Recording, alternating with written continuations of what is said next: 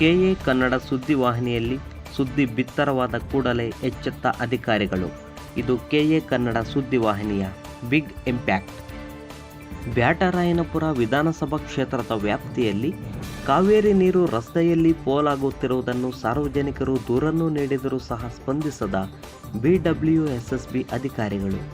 ಇವರ ನಿರ್ಲಕ್ಷ್ಯದ ಬೆನ್ನಲ್ಲೇ 2 ದಿನಗಳ ಹಿಂದೆ ನಮ್ಮ ವಾಹಿನಿಯಲ್ಲಿ ಸುದ್ದಿ ಪ್ರಸಾರ ಮಾಡಿತ್ತು.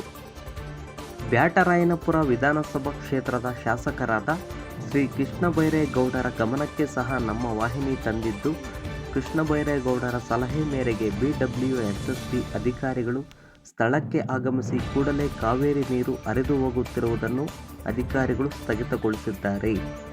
ಆದ್ದರಿಂದ ನಮ್ಮ ಕೆಎ ಕನ್ನಡ ಸುದ್ದಿವಾಹಿನಿಯಿಂದ ಬ್ಯಾಟರಾಯನಪುರ ಕ್ಷೇತ್ರದ ಮಾನ್ಯ ಶಾಸಕರಾದ ಕೃಷ್ಣ ಬೈರೇಗೌಡರಿಗೆ ಹೃದಯಪೂರ್ವಕವಾದಂತಹ ಧನ್ಯವಾದಗಳು.